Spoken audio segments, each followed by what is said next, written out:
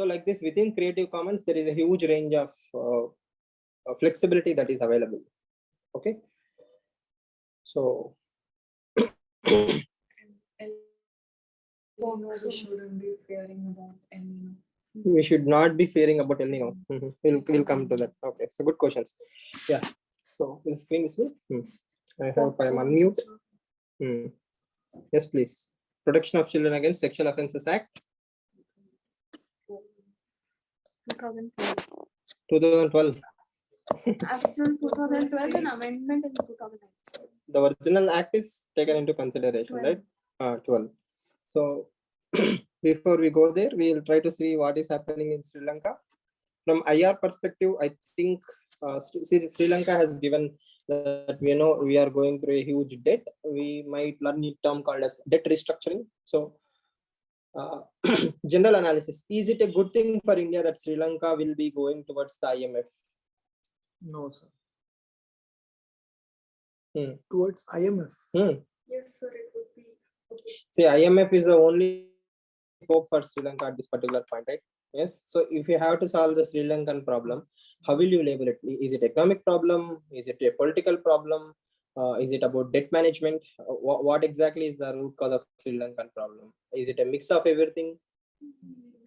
It's a mix of everything. But I personally would label it as a leadership crisis rather than financial crisis, because they knew that this is coming, but they still went with the same plan, right?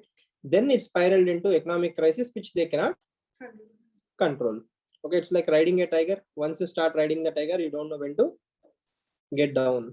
You don't know how to get down. Yes, it's not okay.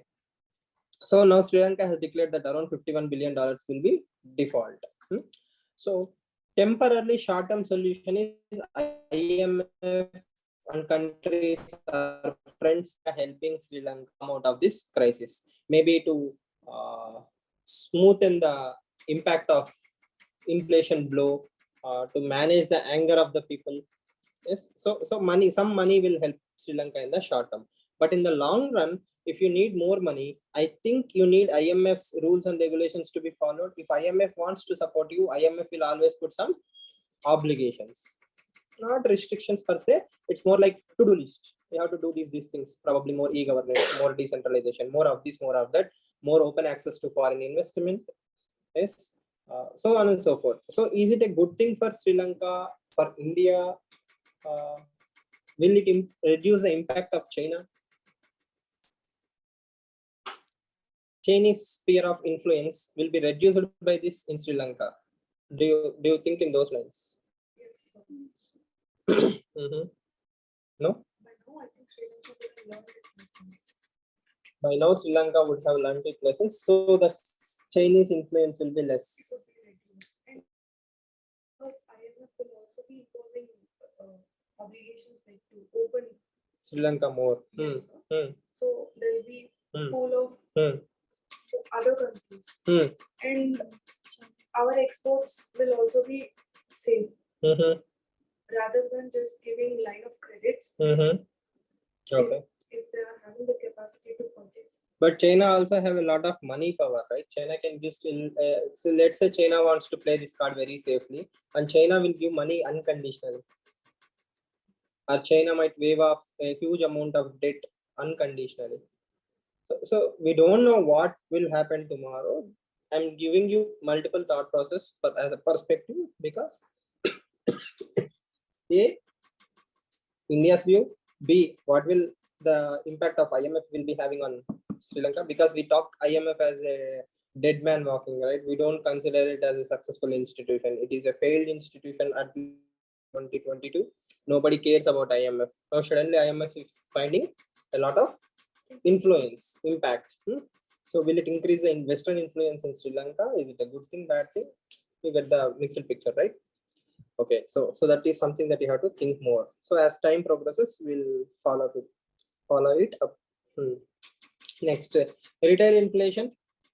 Yes. So at this point, the simple concept is, should we reduce or should we tighten our monetary policy?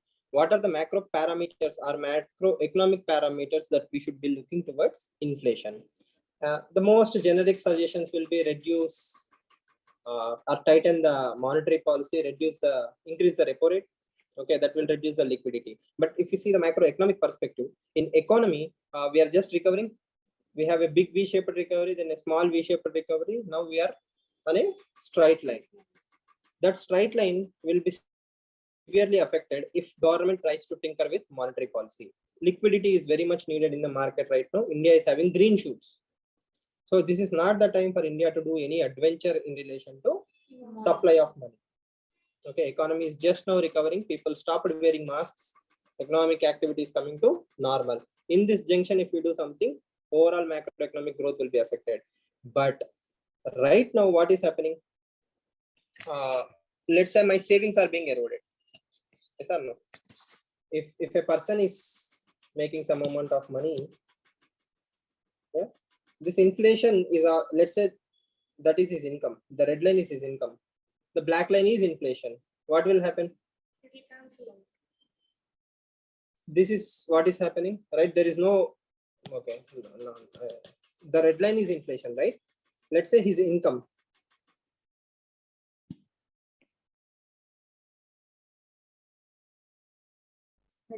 Then he won't feel the effect of inflation. Why won't he feel? Think about it. If inflation is like this, okay, don't you think this gap is his savings? Yes. Yes. If inflation is more or less 5%, my income is growing to 7%, then the gap is my savings. Okay, right now what is happening? Savings are being eroded. Savings are being eroded. This is for whom? Persons who are above, persons who are having that money, who are above the inflation line. That means you have saved some money, your inflation is, I mean, your returns are much higher than the inflation. You have invested in stock market, you are growing at 13%. Inflation is at 7%. You still are making some amount of savings. This is for a minuscule percentage of Indian society, but for large section of the society, I'm investing in bank, or I'm saving in bank or postal account. They give me hardly 3 or 4% of returns. Inflation is 7. My savings are giving me a return of 3 or 4%. In the long run, what happened? Savings eroded. Not only savings eroded, my real value also got eroded. 100 rupees I saved today, next 3 years down the line, bank will give me 100 rupees, but in real value it is 96 or 95. So all these are problems of inflation. Okay, I'm going into theory part. I'm not saying the present situation is that. I'm just going into theory part. And what we now have is a supply chain issue. Yes, food, oil, petrol prices are increasing, which are external supply shocks. Edible oil is increasing, that is also again external supply shock. So very few things are in Indian government hand to control. The maximum we can do is reduce the taxation on petrol. That too will lead to losses for the state revenue. So none of the things that we actually do will have a long-term impact, because all these are supply side shocks. What is the alternative solution? To revive demand. Demand is there. It is a problem of supply. Resilient supply chains. We should move away from, petroleum-based movement of essential goods. Whenever petrol price increases, automatically essential goods prices will also increase. Yes or no? We should make our logistics very efficient. If somebody is transporting a good from point A to point B, his petrol prices increases. What will he do? He will push the petrol prices onto me. So if he is able to move that goods from point A to point B in a price effective fashion, he won't push the prices. So there are a lot of areas that government should be working on reducing the inflation. Okay, so don't read too much into it. Just understand the basics of inflation and always link it to macroeconomy. Macroeconomy in the sense, inflation will affect the poorest sections of the society more.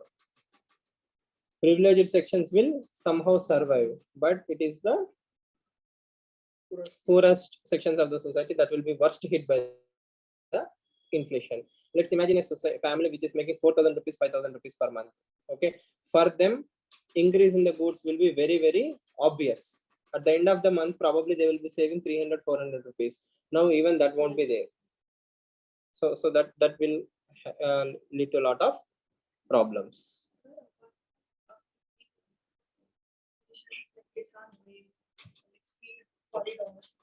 How else will we reduce the price? We have a lot of interstate water transport. Yes, we can explore all those things. So We are not even exploring them, right? So but inland Diversity. inland waterways, we don't have that meter depth, no sir. That's why they are not successful. They are trying again. We are trying to implement it, right? It's still a work in progress. At least wherever you can. Again, I'm not saying that is the only solution, or it is not the solution. The long-term solution is to have better supply chains, or buffer the state from. Let's say we had 90 days of reserve stocks. Hypothetically, if we had 90 days of reserve stocks, the petrol prices that are increasing, at least we can hold them till temporarily 45 days. Yes, We can use up the existing reserves. Then if we feel it is not working, then we might start increasing the prices. We could have given people the petrol at old price or older rates. Why? We saved them when the prices were very low. There was a time where Brent crude oil barrel was $30, $34 per barrel. Okay, now it's around $120. So if you have purchased petrol at the price of $30, don't you think it would have protected you somehow? So there are a lot of things. 90, again, we have to work on it. Same policy. We can, the people who transport all this mini lorries, can we do something to promote electrical vehicles among them? For logistics, I don't think electric vehicles will be long-term solution. At least for domestic consumption or domestic usages, even if you reduce the burden, it will still stop the impact, right? Yes. Because I don't think lorries and all these things can be replaced overnight into. Not overnight. Even in the long run, I'm not saying that. It will go in that direction sooner than later, but it will take time. Yes. So due to infrastructure gaps, also EVs cannot be. Again, as I said, EVs at domestic usage won't affect the overall inflation. It's the logistic movement, like lorries, especially lorries, right? Whenever diesel prices increase, these lorry trucks, these people increase the prices.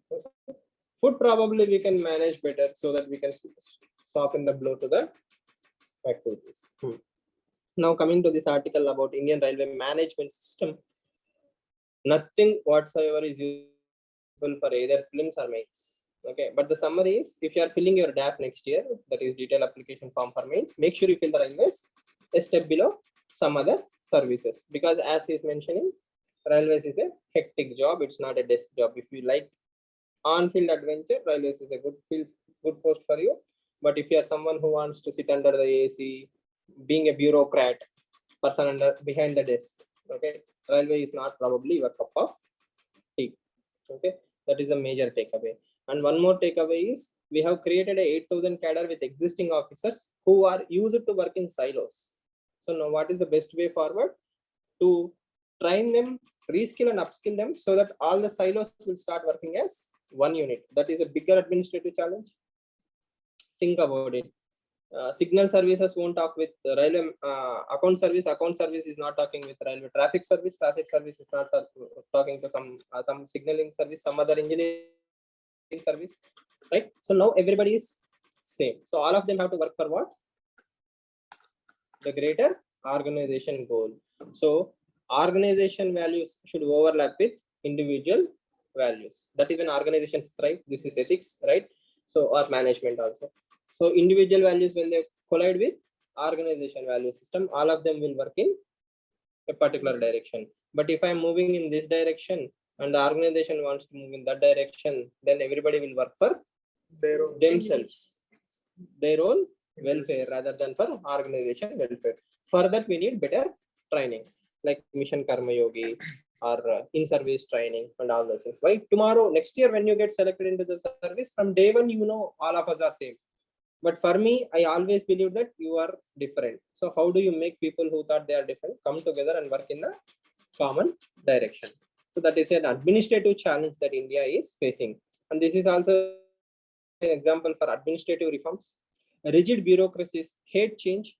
They always prefer status quo. So the present government had the courage to do the right thing. Now the real challenge is to take it forward in the right direction. That is even more important. So I hope the minister, I think he was an IAS officer. Yes.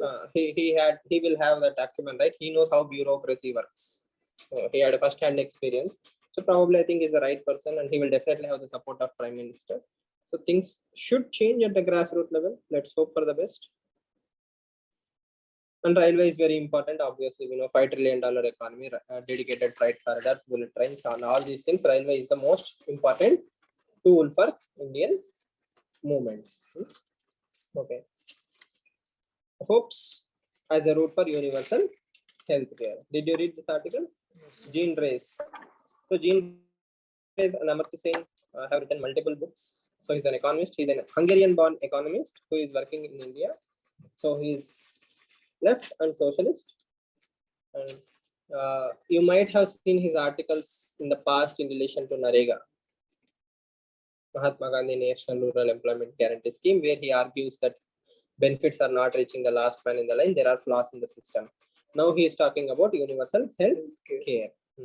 So what is his major crux, core? That healthcare should be mostly in the private hands, public hands. Okay. So that all of them can avail the benefits. Irrespective of Primary healthcare centers should be strengthened. They'll minimize the social insurance costs. the insurance should be Insurance should be insurance. What should be insurance?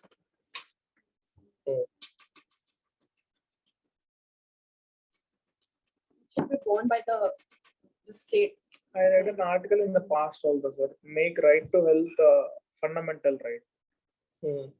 Similar discussion is bringing in. Right now, let's say you are a poor person in India. You are sick or you are not feeling well. What do you do?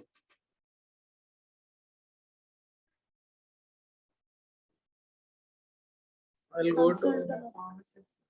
You will consult a pharmacist. Okay. That is something excruciating. You are feeling extra pain. Then maybe government hospital.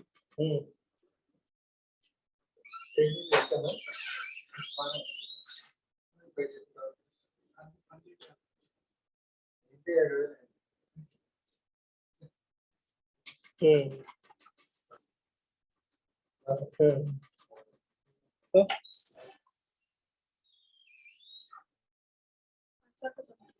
Government hospitals. you will go to government hospital then.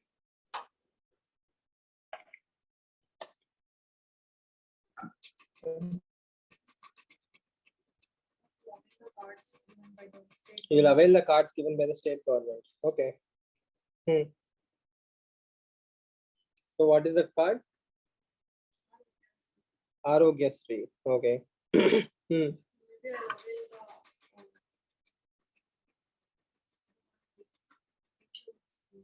Ayushman Bharat insurance scheme.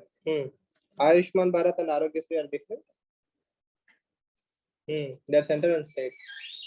The essence, in the essence, are the same. Essence is same. So you must have also heard about something called as Obamacare in USA. So the core theme is long ago, the states have stopped believing that education and health should be in the hands of the system or the government. They don't work well when they work in the hands of the government. They should be outsourced. Private schools, private hospitals, they are the best rather than the public hospital. So this was a story that was told to Indians, and Indians started believing that, yes, this is the story that we should believe in. And pre-COVID also, we actually thought our healthcare system had too many hospitals. Yes or no? At least that was my personal belief. Before COVID, I always used to think how too many hospitals in the road, or too many doctors probably.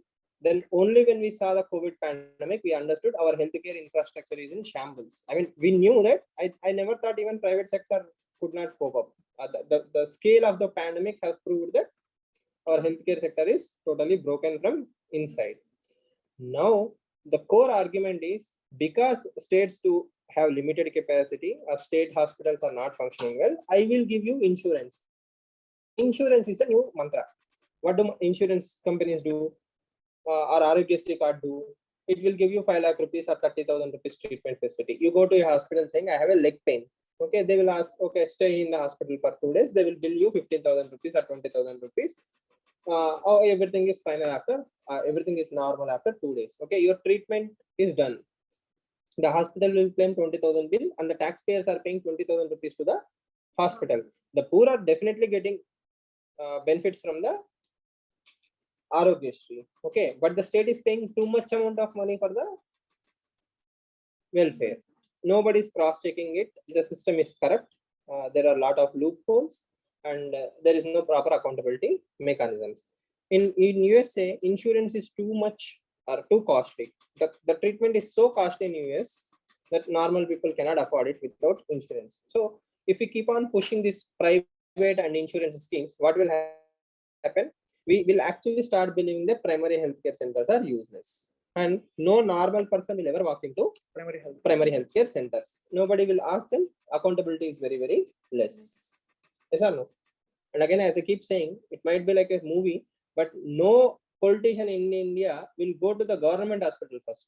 If there is an emergency, they will always visit a private hospital. A certain South Indian chief minister. Okay. No idea. Lot of South Indian chief ministers. Yes. So we don't know which era, which time I'm speaking about. They always visit private hospital rather than a government hospital. That means you have your own. What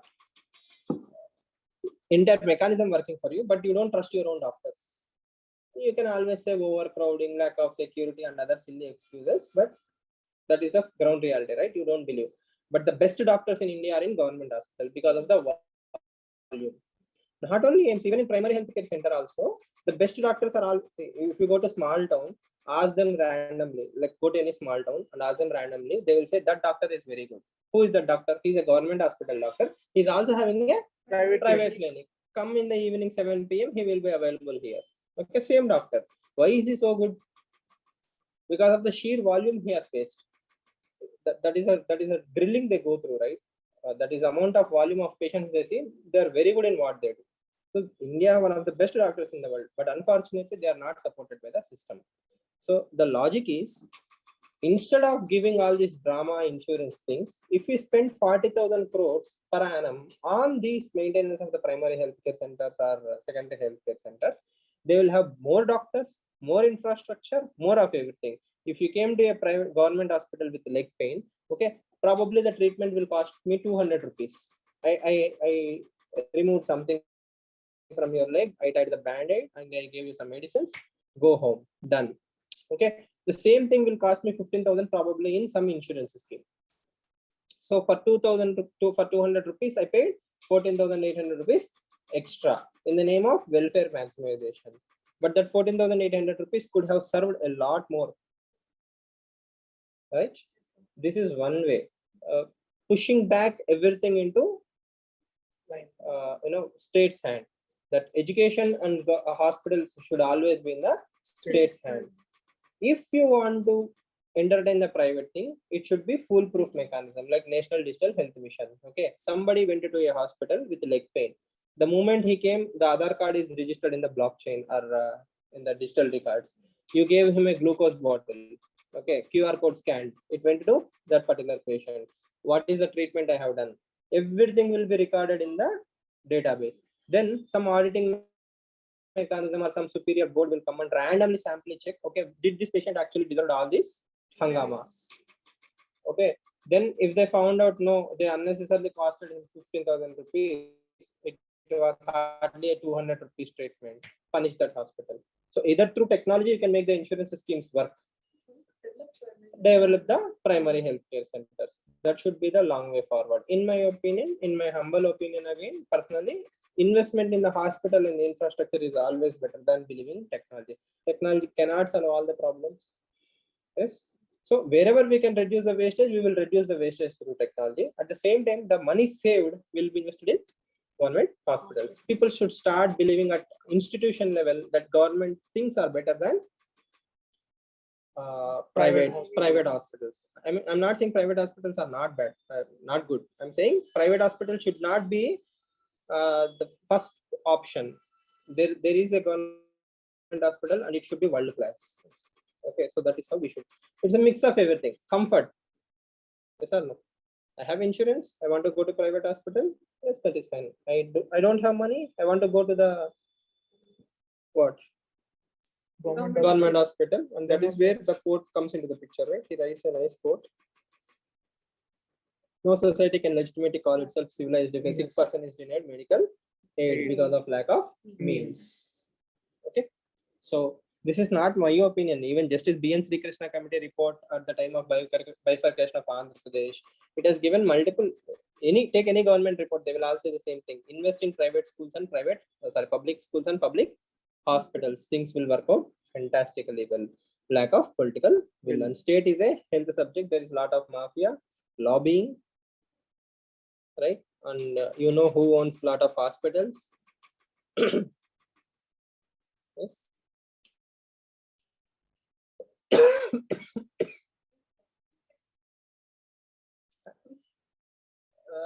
No. At least. So blockchain technology, as of now, with the existing technology, is supposed to be unhackable. That means the protection that it has is next level encryption. That is why everybody believes in blockchain. But in the future, probably with quantum computing, maybe, just maybe, it can be done.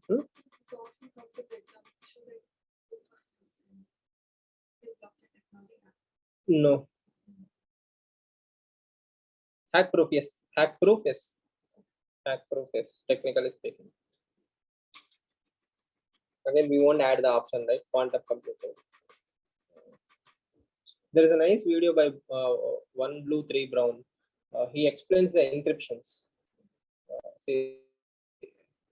That means if you apply this kind of encryptions, how much time it will take for the computers to hack it.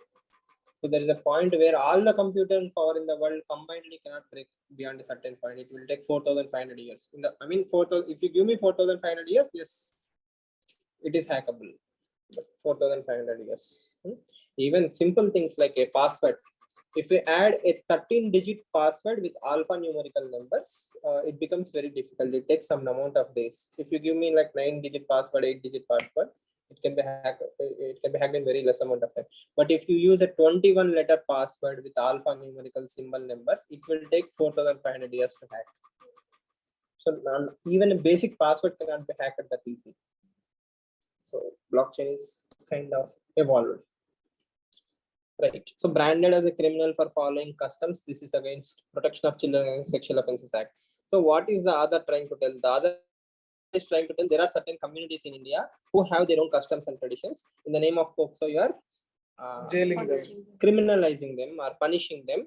So we have to be understanding. So if the same case study is presented to you, what will you do? Inclusive legislation. Do you think, first of all, we should have that flexibility where we bend the POCSO? This is POCSO, right? Protection of Children and Sexual Offences Act. What we are trying to say is we can bend it, right? So what I will argue is we have to raise everybody to its level rather than bring it to their level. Okay. See, the reason why a civilized society has brought in acts like, Dowry Prohibition Act or POCSO Act, is it because these crimes are universal? It can happen any place, anywhere. Okay, just customs have to be respected. So in my humble opinion, assuming you have read this article, what we can do is two types. One is the state should identify all the communities, whether tribal or other religious communities, who still have the practice of marrying their kids at an early age, and only the listed groups should be decriminalized. That means immediately I won't arrest them. I'm not encouraging them. I'm not encouraging to follow their own practice of marrying someone at a very young age. I'm saying, okay, I won't arrest you because I have empirical data that every member in your community will do the same thing. The long-term solution is to make sure that these communities are taken as a priority, to nudge them, to educate them, to create that awareness, to not marry below the age of 18. Yes or no? Because customs all the times are not appropriate. If a tribal comes and argues with me, like let's say there is a custom called as sacred groves, Vanadevatalu, sacred groves, I will support him because he is much more wiser in understanding for me.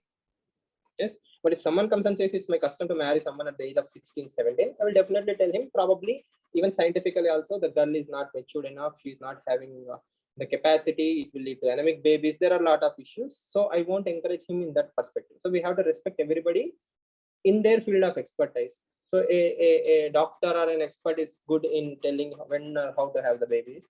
A tribal person probably will have the local knowledge. He is the guardian of the forest and he knows the locality much better than him. His wisdom is there. My wisdom is here. So instead of dragging the POCSO Act down, I will argue, this is my personal opinion again, I will argue that we should give them the flexibility to accommodate to the society slowly. Criminalizing is wrong. We cannot expect everybody to change overnight. Give them the benefit of doubt that they want to change. If awareness is there, definitely they will understand. It's not like they're, outside the civilization. Right? They will definitely understand, but they need some nudging.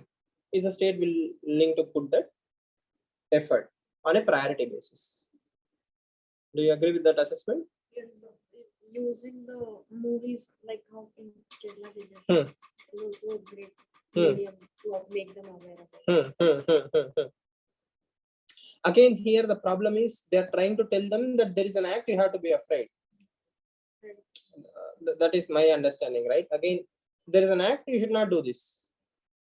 I'm not nudging you to understand it on a voluntary basis. I won't hurt you even if you don't listen. I'm not punishing you if you don't listen, but I want you to understand why I'm saying this. Then probably your entire community has moved out of this practice. Then I will criminalize, or I will bring the POCSO Act back. I mean, I will remove the list of your community from that particular list. So, this is so advanced that it's very difficult for us to implement this actually.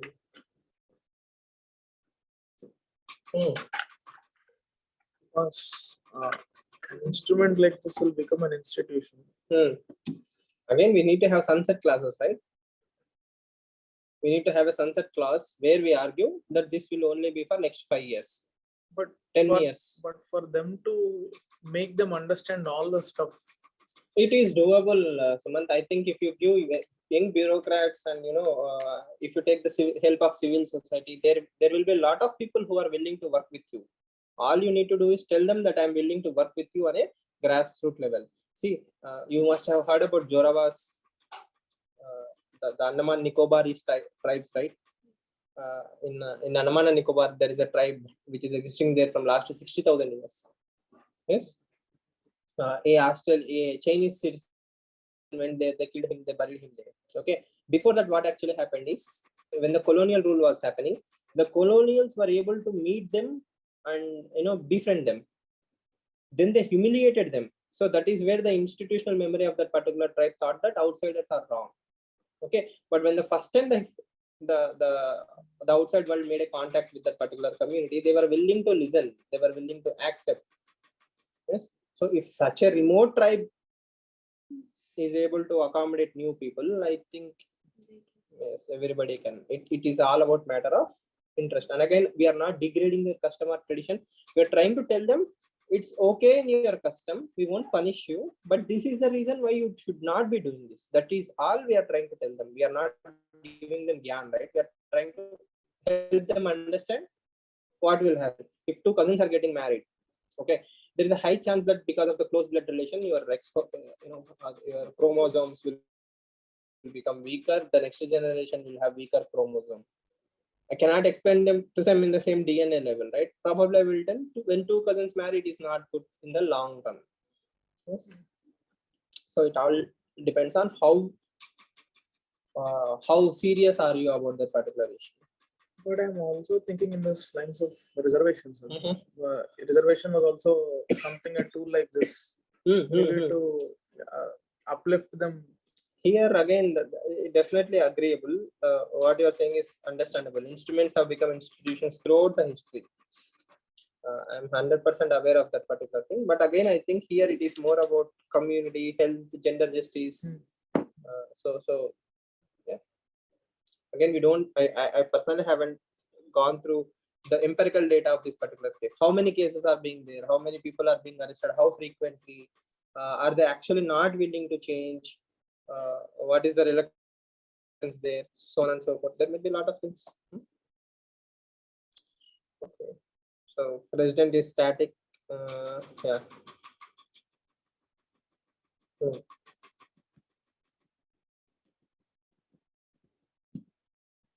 Creative Commons.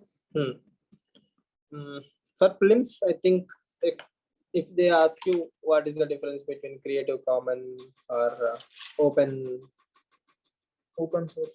source license or GPL, general public license. For example, WordPress is GPL, general public license. So that means where a group of people come together and create and collaborate, all those things are very open source based. And the major advantage of open source is what? When it comes to software,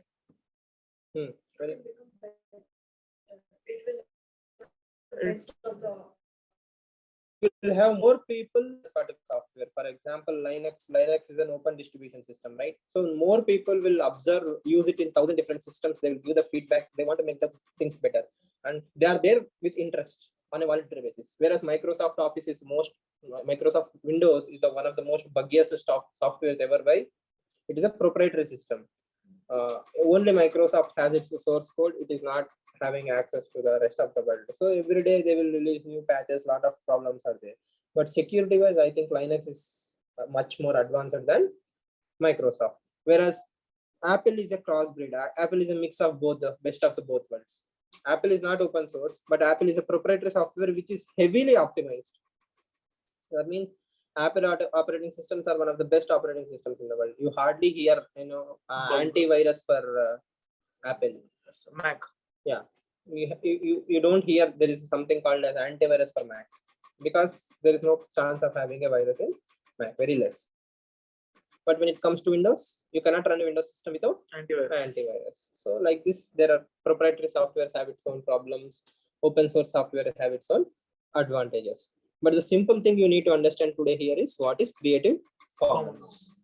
Okay, there are a lot of websites which upload photos freely. So I have taken a photograph, I will upload it freely on internet saying it is a Creative Commons license. That means I'm giving full permission for you to do whatever you want to do. You want to change it, modify it, cut it, use it as a thing, fine. Music, yes. Songs, yes. Videos, yes. Okay. So Wikipedia and all these things are Creative Commons licenses. There is an infographic I will share. It will tell you the difference at various CCs. Which CC is what. So next time when you see a particular photograph or something, you'll notice this is CC, Creative Commons. Mostly under infographics and all these things also you will find CC. Again, no to go into technicalities at this point. Not at all useful for us. Anything else?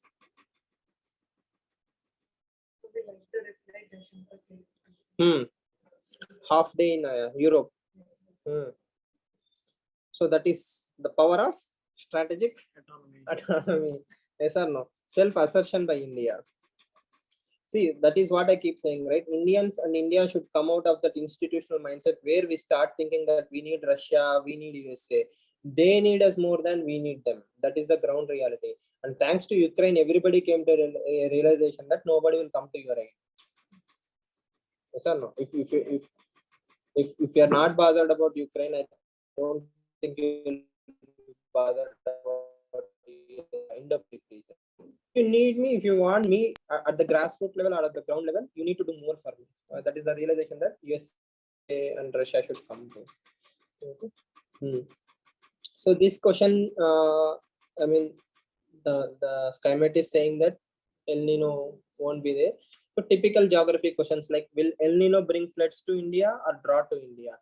Will ENSO bring drought to India or floods to India? ENSO. El Nino, Southern Oscillations. Then we have El Nino. Then we have La Nina. So which one brings floods in India? Which one brings drought in India? Is it guaranteed that if there is an El Nino that we will have a drought or flood? Okay, if we have a La Nina, will it affect India's monsoon? What are the factors that affect Indian monsoon? does Indian tropical climate zone ITCZ, will that affect Indian monsoon? Yes, you get the point, right? So all these are basic geography applications. And you have to think in those lines. See, what this article says is not something new or valuation, right? But do you remember that El Nino brings what? Floods or droughts? El Nino brings droughts. Guaranteed? Yes, sir. It has a negative connotation on monsoons. La Nina? La Nina has no effect on. Not even positive? No, sir. Neutral. La Nina is neutral. La Nina has no effect on Indian monsoon. Then Indian Ocean dipole is there. Positive Indian Ocean dipole brings positive effects. Negative IOD becomes? Negative. Is there such thing called as negative IOD? Yes, sir, it is there. Negative Indian Ocean dipole, then it actually affects negatively. It either delays monsoon or erratic monsoons, or sometimes it might cause. There might. It depends on the intensity and all. You're saying? Okay. We searched about parboiled rice. People are the center is not willing to purchase what Telangana is producing because more people in India don't like to eat parboiled rice. And also yesterday I came to know that parboiled rice has got high nutrition value. And it keeps the small bugs also away. So storage capacity will increase. Actually, if you buy the parboiled, right, then you can store it for a kind of longer amount than the traditional. Also, traditionally, Jharkhand and these places, people who used to consume parboiled rice, they also stopped. They stopped consuming. So the actual demand has come down. So because there is no demand, buying it is waste of public money, is what Consumer Affairs Ministry says. So what is parboiled rice? First of all, like what is the difference between normal rice and that rice? Sir, that husk is there. That it is boiled along with that husk only. Okay. Normally, the husk and the rice are separated, and this rice is boiled in the mills. Then it goes for milling and all. It is soaked, it is steamed, and then it is dried. Then it is ready to be sold into the market. That is parboiled rice. Yes. Okay. Normal rice? Normal rice? Yes, sir. They dehusk it, they polish it, and sell it in the market. Okay. So right now, as of today, the latest update is Telangana government decided to purchase the parboiled rice on its own, not depending on the union government. MSMEs get the loan under priority sector lending. Okay. What other sectors? So that grass, that Oceania Island one. Vanuatu. That is, I've got numerous grasses. Okay. It was white grass. I think I saw lemongrass also. Okay. Lemongrass growing, and some people call it dune grass. I think it starts with V, no, sir. You told that grass is also called starts with V, isn't it? No. What is that? I thought. Grass. Have you heard about something called as vetiver? But the last article I read, it is there, sir. Vetiver grass. There is a research paper. There I read vetiver grass. Sustainable solution to combat soil erosion. Is vetiver. Vetiver grass. What is it called in other languages? English probably. Vetiver only. So yes, you are saying, is there something called as golden grass? Golden grass is wheat. Golden fiber is good. Grass is, Okay, fine. Fiber Yes. You are saying something? Yes, sir. And Seabuckthorn is also supposed to protect the soil erosion. Seabuckthorn. Okay. It resists the soil erosion. Mangroves. No, sir. Hmm. It is that one plant which we administered in the dry area deserts of Ladakh and Spiti under the National Action Plan for Climate Change. And there was the book on association also there. Okay. We deliberately plant this. To reduce the deforestation. Yes, sir. Desertification. Yes, sir. Desertification. Sorry. Anything else? Mudra schemes. Mudra scheme. Tarun, Kishore and Sishu. Sishu is the smallest. So 50,000. Kishore 50 to 5 lakhs. 5 to 10 lakh is per ton. Yes. That's it. Samagra Shiksha Abhiyan, sir. It has subsumed Sarva Shiksha Abhiyan and also teachers education. TUT. It also has the element of TET. Nippon Bharat. It is also It also has Nippon Bharat. as a component under it. Subsumed all this, Hmm. and it is a scheme which is from the primary All the way till 12th class. So entire education gamut is covered under Samagra Shiksha. That is the name, right? Comprehensive education. So today in the newspaper there is an article about Anganwadi's early childhood care and education. So what is the government's scheme for early childhood care and education? Which scheme is focused towards the learning outcomes in early childhood care and education? 0 to 3, right? Early childhood care and education. Yes or no? I see. 0 to 3 or 3 to 5? What is ECCE? Or 0 to 5? I think it's 3 to 5. 3 to 5. Okay. Learning outcomes. I mean, whether ECCE is working or not, the foundational literacy. What is the scheme for foundational literacy? What is Nippon Bharat? Regarding numeracy and For what? That is early childhood care and education, right? yes. You just said that answer, Nippon Bharat. And Sir, they I are read about it, but age limit. Okay, fine. It's about foundational literacy, literacy and numerational foundations. Proficiency and Sir, and the scheme has also got the element of DBT, sir. Certain amount of money will be transferred to school children. And it also emphasizes on the right to education by giving them books, uniform, and also the transportation facility. Nice. So, this Kaveri passes to Pondicherry.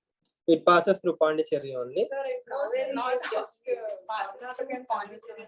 not Pondicherry. Not Kerala, sir. Yes. Yesterday you said Kerala. No, sir. It does to Kerala. No, it doesn't touch Kerala. So somebody told me that there is backwater linkage. There is a tributary that extends all the way till Kerala. So confusion. Kerala is there or not? Tamil Nadu, Karnataka, and Pondicherry. Today we finalize 3 areas: Karnataka, Tamil Nadu, Pondicherry. So we will have to wait for tomorrow's final report for Kerala. 1 river, 4 people, 4 answers. Yes, that's it. Rubella is for measles. Rubella is for measles. Yes. Anything else?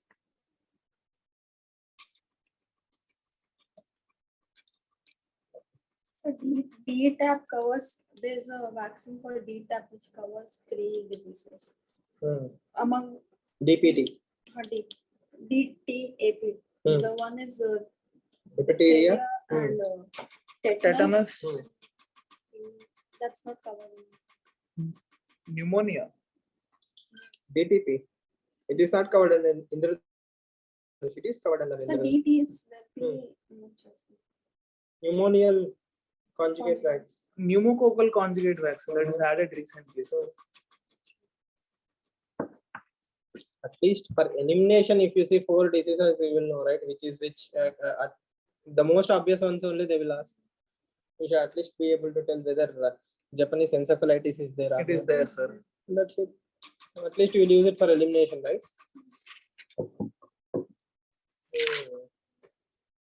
So hope you'll remember all these things. Yes. Hope you are reading newspapers with a new perspective. No? कुछ तो काम आ रहा होगा. Do you see the difference? Yes, sir. So any homework today? Yesterday's homework only pending. No? Which one, Just sir? one Kaveri. Only one Kaveri. It doesn't pass through Kerala. It doesn't pass through Kerala. Okay. Okay. No problem. Yes. Don't fight. Don't create groups, gangs, and start fighting. Now I have 4 on you. What am I doing? You three and her. No. Okay.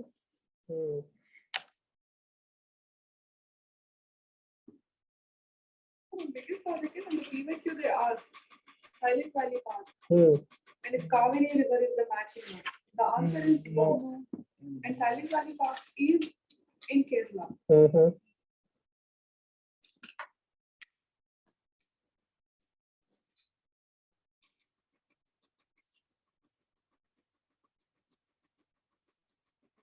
Tunga is the river that passes through. Silent Valley. Good. Mm-hmm. What is the river that is linked to Chilika Lake?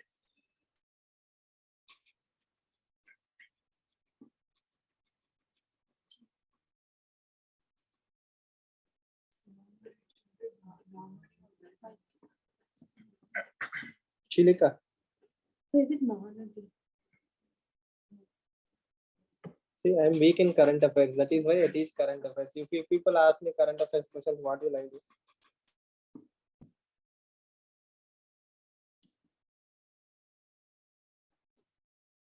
I don't know answers to any of these things. I'm very weak in geography, history, polity, economy.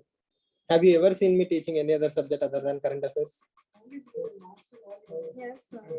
I'm very weak in all the subjects. That is why Ramsar brought me and made me current affairs teacher. He understood I won't survive in teaching any other subject.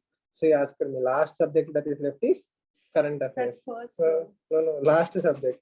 So, but you also told this in the class. What? That you would be bored to death if you would teach only one subject. You tried everything and you selected current affairs. Mhm. And you also hate Oh, I hate geography. It was the last subject I probably mastered. I gave up ancient and medieval long ago. So I had to read geography, no other option. Tomorrow, there is always tomorrow, right? So tomorrow, tell me what are the which is the river that is linked to, or which river is in the mouth of this, Chilika Lake. Chilika Lake.